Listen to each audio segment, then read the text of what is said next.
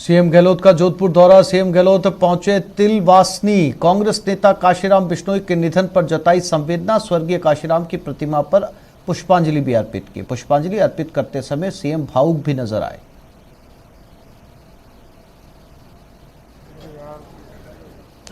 तो जोधपुर पहुंचे हुए सीएम अशोक गहलोत, जहां कांग्रेस नेता काशीराम बिश्नोई के निधन पर शोक जताया। वहां पर शोक सभा में काफी देर बैठे भी, परिजनों को दिलासा दिया, भरोसा दिलाया और खुद भी सीएम अशोक गहलोत भावुक नजर आए। जोधपुर में तिलवासनी सीएम अशोक गहलोत इस समय पहुंचे हुए हैं।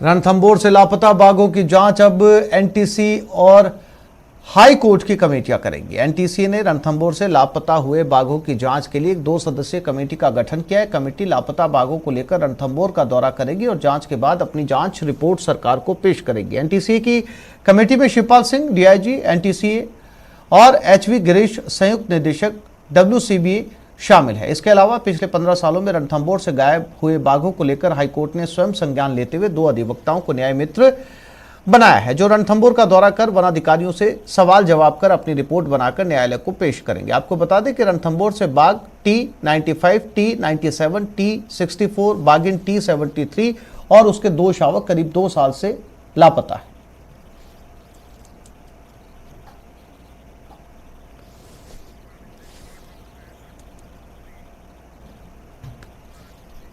ये खबर टोंक से, जहां एक बेटी ट्विंकल ने अपने पिता से लड़कों की तरह बारात निकालने की इच्छा जताई, तो मां और पापा ने बेटी की इच्छा का सम्मान करते हुए बग्गी में बेटी की बिंदोरी निकाली।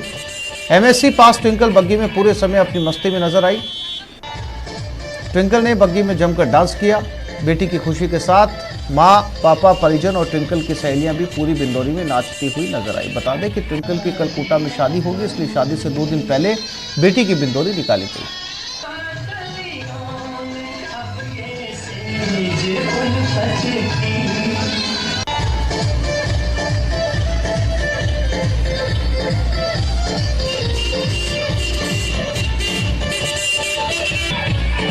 बहुत एंजॉय किया। काफी टाइम से इच्छा थी कि हाँ मेरी शादी में बिनोरी निकालूंगी, बहुत मजे करूंगी, जो मैंने आज पूरे दिल से खूब मजे किए हैं। और मैं सबको यही प्रेरणा देना चाहूंगी कि हर लड़की को अपने मन की इच्छा पूरी करनी चाहिए।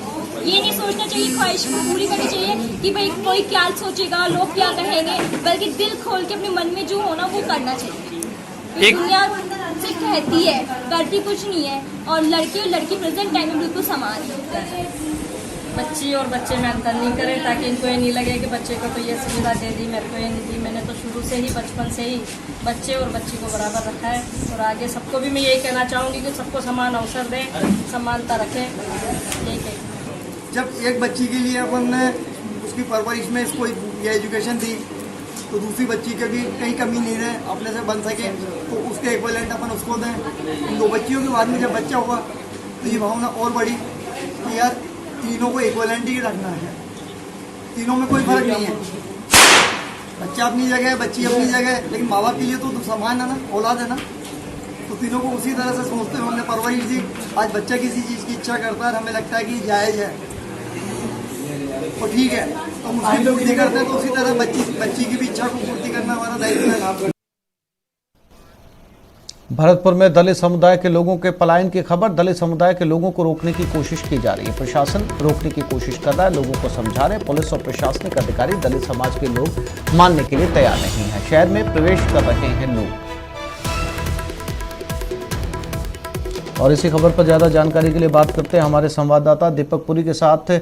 दीपक, इस पूरी घटना को समझना चाहेंगे। तस्वीरों में साफ तौर पर नजर आ रहा है कि एक बड़ा तबका जो है वो शहर छोड़कर रवाना हो रहा है। देखिए आसिफ, ये जो पूरा मामला है वो कुम्हेर उपखंड के सह गांव है वहाँ का है। 14 अप्रैल को ये भीमराव अम्बेडकर की जयंती के दौरान एक जो है यात्रा निकाली जा रही थी और गांव के लोगों द्वारा एक कार्यक्रम रखा गया था और उसी को लेकर के गांव के ही कुछ जो दबंग लोग थे उनके द्वारा जो है उसको रोका गया और वहां पर जो है मारपीट भी हुई। तो उसके दौरान दोनों पक्षों द्वारा जो है पुलिस में मामला दर्ज कराया गया। पुलिस इस मामले की जांच कर रही है, लेकिन अब इन दलित समुदाय के जो लोग हैं उनका ये आरोप है कि जो दबंग हैं उनके द्वारा इनको परेशान किया जा रहा है और इनको गांव में रहने नहीं दिया जा रहा। अब ये लोग वहां से पलायन कर चुके हैं, अपने पशुओं को, अपने परिवार के लोगों को और खाने पीने के सामान को लेकर के ये जो है पलायन कर चुके हैं। और कुछ देर में ही ये जो है कलेक्ट्रेट कार्यालय पर पहुंचेंगे और जिला कलेक्टर से अपनी जो है फरियाद है उसको सुनाएंगे कि किस तरह से जो है उनके साथ अत्याचार किया जा रहा है। हालांकि इस पूरे मामले में जो अधिकारी है उनका ये कहना है कि दोनों तरफ से जो है मामला दर्ज कराया गया था और इसकी जो है जांच की जा रही है। अब ये पलायन का जो मामला है वो एक साथ सामने आया है। हालांकि जो उच्च अधिकारी हैं वो रास्ते में पहुंचे और उनके द्वारा इनको रोकने की भी कोशिश की गई, समझाने का प्रयास किया गया, लेकिन वो समझने को तैयार नहीं है। उन्होंने कहा कि वो कलेक्ट्रेट पहुंचेंगे और कलेक्ट्रेट पर अपना जो है प्रदर्शन जाहिर करेंगे और जिला कलेक्टर के सामने अपनी फरियाद रखेंगे। उनका कहना यह है कि 14 अप्रैल को जो उस दौरान ये जो शोभा यात्रा निकाली जा रही थी उस दौरान उन्होंने एक टेंट लगाया था, वहां पे कार्यक्रम रखा था, उस टेंट में भी दबंगों ने आग लगा दी थी। इस पूरे मामले को लेकर के वो कह रहे हैं कि वो एकदम सहमे हुए हैं, डरे हुए हैं और उसके कारण वो जो है वो पलायन करने के लिए मजबूर है। करीब 200 से 250 की संख्या में जो लोग हैं जो अपने अपने सामान को अपने सिरों पर रख करके और पलायन कर रहे हैं। जी आसिफ। दीपक, आपने बताया कि रास्ते में अधिकारी पहुंचे ने रोकने की कोशिश की, वापस लौटने के लिए कहा, किस स्तर के अधिकारी पहुंचे थे, क्या वार्ता हुई? देखिए, एडिशनल जो मुख्यालय है चंद्र प्रकाश शर्मा वो पहुंचे थे और जो एडीएम सिटी है रघुनाथ कठीक वो पहुंचे थे और उनके साथ पुलिस के और भी तमाम अधिकारी थे। उनके द्वारा इनको समझाया गया और इनसे कहा गया कि पुलिस पूरे मामले की जांच कर रही है और जल्द ही जो कार्रवाई है वो इस पूरे मामले में की जाएगी। लेकिन उनका कहना था कि वो गांव में अब नहीं रहना चाहते, दबंगों के द्वारा उनको परेशान किया जा रहा है और वो लोग कह रहे हैं कि अब वो मजबूर हो गए हैं पलायन करने के लिए और इसलिए वो पलायन कर रहे हैं। अब वो रास्ते से होकर के निकले और जो है अब वो शहर में प्रवेश करते हुए और कुछ देर बाद ही जो है कलेक्ट्रेट कार्यालय पर पहुंचेंगे और उसको देखते हुए कलेक्ट्रेट कार्यालय पर भी भारी पुलिस जाब्ता जो है तैनात किया गया और पुलिस के जो उच्च अधिकारी हैं वो भी वहां पर पहुंचे हुए हैं। जिला एसपी है श्याम सिंह वो भी कलेक्ट्रेट पहुंचे हुए हैं और जिला कलेक्टर आलोक रंजन है वो भी वहां मौजूद है। ये वार्ता का दौर जारी रहेगा, किस तरह से वार्ता होती है, किस तरह से उनको समझाया जाता है, ये जो पूरी बात है वो चलेगी। हालांकि अभी उनको पहुंचने में थोड़ा वक्त लगेगा, वो रास्ते में है, लेकिन पुलिस भी उनके साथ साथ आ रही है और जो अधिकारी हैं वो भी उनके साथ साथ आ रहे हैं। रास्ते में कई जगह उनको रोकने का प्रयास किया, समझाया गया कि आपकी जो समस्या है उसका समाधान कराया जाएगा, इस तरह से आप पलायन नहीं करिए, लेकिन वो मानने को तैयार नहीं है। अब कुछ लोगों का ये भी कहना है कि इस पूरे घटनाक्रम के पीछे जो है एक राजनीति की जा रही है। कुछ लोग हैं जो इन लोगों को भड़काना चाह रहे हैं और उसके कारण ये जो लोग हैं वो कलेक्ट्रेट कार्यालय पर पहुंच रहे हैं। लेकिन ये जो मामला है अब देखना ये होगा, कुछ देर बाद ये पहुंच जाएंगे, किस तरह से समझाइश की जाती है, क्या वो मानते हैं, क्या वो अपने गांव वापस लौटते हैं या फिर वो इसी तरह से जो है अपनी बात को लेकर के अड़े रहेंगे। जी दीपक, जानकारी के लिए आपका धन्यवाद।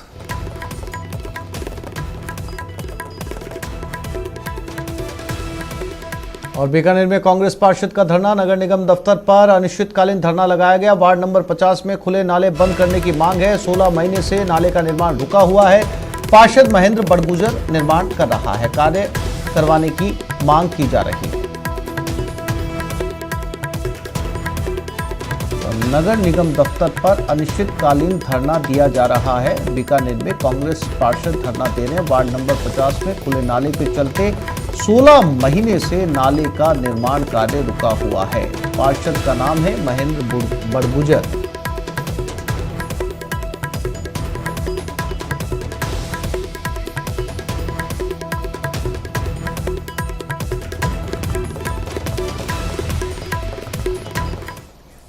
एक छोटे से ब्रेक के लिए रुक रहे हैं, जल्द लौटेंगे।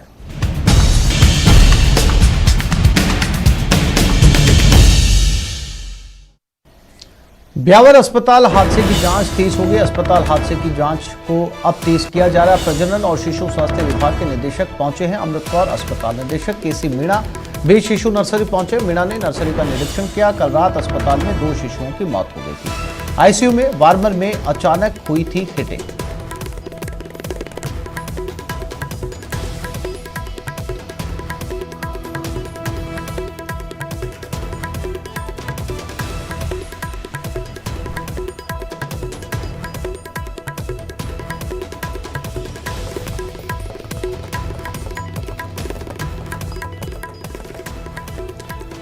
और इसी घटना को लेकर न्यूज़ 18 के भी सवाल। अस्पताल की लापरवाही पर न्यूज़ 18 की ये वो सवाल हैं कि अचानक कैसे बढ़ गया बाड़मेर का तापमान। शिशुओं की मौत के लिए शॉर्ट सर्किट का बहाना क्यों लिया जा रहा है? शॉर्ट सर्किट हुआ भी था तो उससे बचाव के उपकरण कहां थे? शॉर्ट सर्किट कारण है तो फौरन बाड़मेर को डिस्कनेक्ट क्यों नहीं किया गया? क्या कोई भी स्टाफ वहां पर मौजूद नहीं था? क्या सुरक्षा के मानक पूरे करता है ये अस्पताल? अस्पताल का प्रबंधन क्यों सामने आकर अपनी बात नहीं रख रहा? 2 मासूमों की जान लेने वाली लापरवाही की सजा क्या होगी? प्रशासन कब करेगा अस्पताल पर कार्रवाई?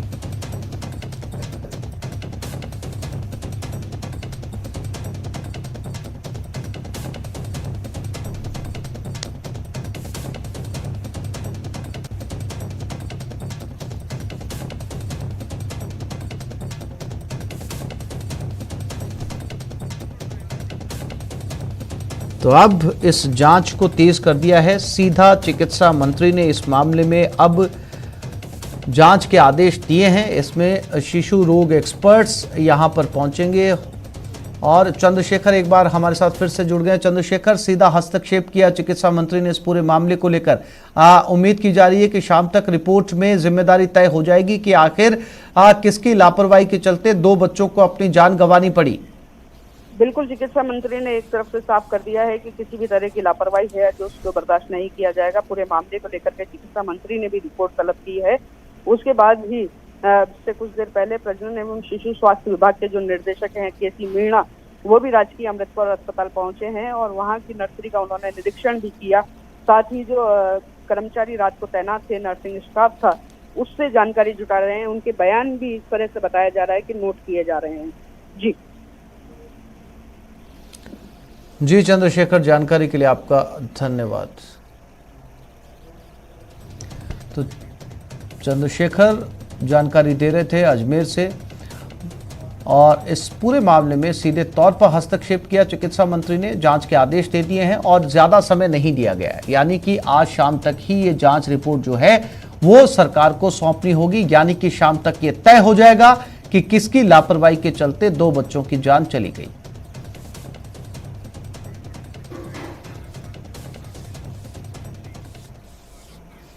और अब बात करते हैं बाड़मेर की उस बेटी की जिसने सफलता की वो कहानी लिखी है जिसके बाद बेटियों की कब्रगाह कहे जाने वाले बाड़मेर की किस्मत बदलने वाली है और वहां की दूसरी बेटियां भी अब सफलता के नए कीर्तिमान हासिल करने वाली हैं।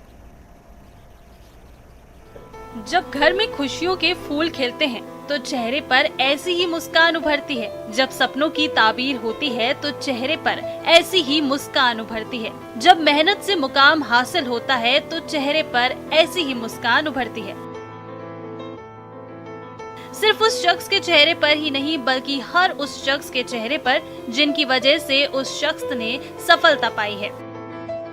बाड़मेर के बायतू की रहने वाली नेहा चौधरी के घर भी जब से ये खबर आई है कि प्रिया जिले की पहली सेंट्रल एक्साइज इंस्पेक्टर बनी है, तब से पूरे परिवार में खुशियां छाई हुई हैं।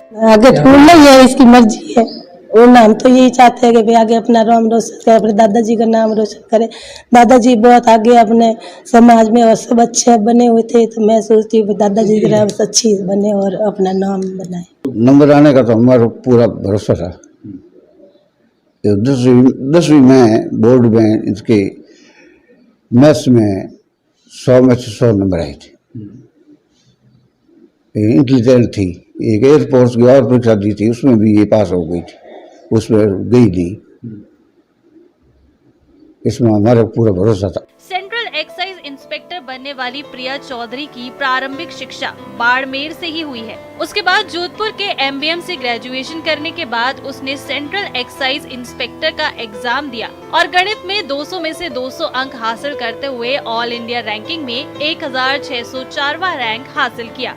काफी अच्छा लगा कि मुझे भी देख के और भी लड़कियां कुछ एसएससी की तरफ आना चाहेंगी, क्योंकि एसएससी में बाड़मेर की बहुत कम बच्चे, लड़के भी कम ट्राई करते हैं एसएससी में, क्योंकि इसमें मेनली इंग्लिश होता है और मैथ्स होता है, तो बच्चे इससे पहले से डर जाते हैं। तो लड़के भी काफी बाड़मेर से बाकी जो राजस्थान के बाकी जो क्षेत्र हैं उनमें बाड़मेर के फिर भी इसमें कंपैरेटिवली काफी कम है एसएससी में लड़के भी।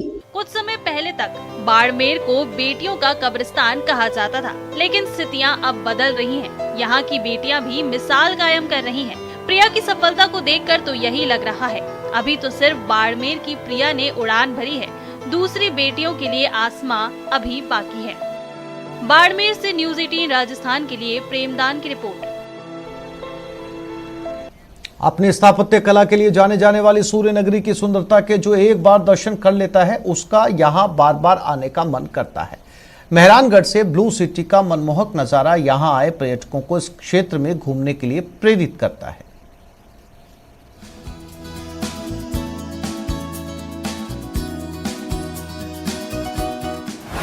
विरासत का प्रतीक, अनूठी शान, नीले मकानों ने दी अलग पहचान। ब्लू सिटी पड़ा जोधपुर का नाम, पारंपरिक विरासत का बढ़ा मान।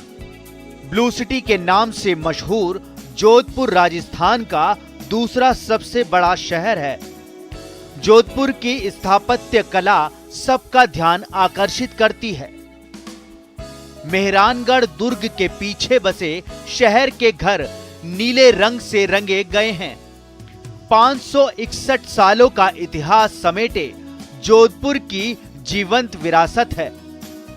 मेहरानगढ़ किले के ठीक नीचे बसी ब्रह्मपुरी मूल रूप से श्रीमाली समाज के ब्राह्मणों और पंडितों के निवास के रूप में प्राचीन ब्रह्मपुरी की पतली तंग गलियां, पारंपरिक मकानों की बस्ती शहर को असल मायने में ब्लू सिटी होने का गौरव भी प्रदान करती हैं। बाप दादा के जमाने से मैं देखते आ रहा हूँ, हमारी पहचान ही नीले कलर की है। हम श्रीमाली ब्राह्मण हैं, राजा महाराजाओं के समय से यही कलर चला आ रहा है और यही कलर चलेगा। ये हमारी पहचान है और दूर दूर से विदेश के लोग तक आके इसकी तारीफ करते हैं और इसकी फोटो खींच के ले जाके अपने देश में दिखाते हैं, ताकि हमारे जोधपुर की गौरव और ब्रह्मपुरी की शान दिखाई देती है उनको। जोधपुर की पहचान कह सकते हैं आप। काफ़ी लोग ब्लू सिटी के चक्कर में ही यहाँ पे आते हैं। They literally ready to give money to take them for the blue city tour. और काफ़ी टूर भी चल रहे हैं, लोगों का ऑक्यूपेशन बन चुका है। They charge for taking them around the blue city. बहुत बड़ी पहचान है जोधपुर को लेके। ब्लू सिटी होने के पीछे भी कारण है। दरअसल गर्मी होने के कारण तापमान में कमी लाने के लिए घर के बाहर और अंदर की दीवारों को नीले रंग से रंगने की परंपरा है। पुराने शहर में लोग नीले रंग से मकान की पुताई करते थे, जिसके कारण पुराना शहर ब्लू सिटी कहलाने लगा। जोधा ने जब मेहरानगढ़ की स्थापना की थी, तब से लेकर ही ब्रह्मपुरी अस्तित्व में आई। ब्रह्मपुरी में अधिकांशतः मकान जो है वो श्रीमाली ब्राह्मणों के हैं। फतेहपुर से इसकी शुरुआत मानी जाती है। इससे लेकर यहाँ तक करीबन 5000 श्रीमाली ब्राह्मणों के मकान हैं। उनका अलग वो दिखे, उनके लिए उनके मकानों को ब्लू वॉश किया गया था और ये परिपाटी फैलते फैलते आज सभी समुदायों ने भी इनको आजमाया है। आज ब्लू सिटी पूरे जोधपुर, भारत ही नहीं पूरे विश्व विख्यात, यूरोप, अमेरिका सब जगह अपना एक अलग दर्जा, एक अलग मुकाम उन्होंने बनाया है। सिटी जो ब्लू सिटी है वो जो सबसे पहले ब्राह्मण लोग थे, वो अपनी जाति को एक अलग पहचान देने के लिए अपने मकानों को नीला कलर का पोता करते थे। वैष्णव संप्रदाय के साथ में वो भगवान शिव की भी समान रूप से पूजा करते थे, इसलिए एक आइडेंटिफिकेशन के रूप में वो था। लेटर ऑन बाद में पता लगा कि ये मकानों को ठंडा भी रखता है और उसके अंदर जो नील ऐड करते हैं वो केमिकल कॉम्पोजिशन कॉपर सल्फेट है, जिसके कारण ये इंस्टेंट रेपेलेंट यानी कि मच्छरों को और मक्खियों को दूर भगाता है। ब्रह्मपुरी के रियासतकालीन गौरव का अंदाजा इससे लगाया जा सकता है कि मारवाड़ के राजा भी ब्रह्मपुरी आते थे। शहर में पुराने घर और हवेलियां अपनी विरासत की कहानी बयां करती हैं। अपनी स्थापत्य और ऐतिहासिक हेरिटेज के कारण जोधपुर अन्य शहरों से अपनी अलग पहचान लिए हुए है। यही वजह है कि पत्थरों के शहर जोधपुर के लिए कहा गया है कि और शहर में खून मिलता है, मेरे शहर में सुकून मिलता है। रंजन दवे, न्यूज़ 18 राजस्थान, जोधपुर। तो इस बुलेटिन में फिलहाल इतना ही। नमस्कार।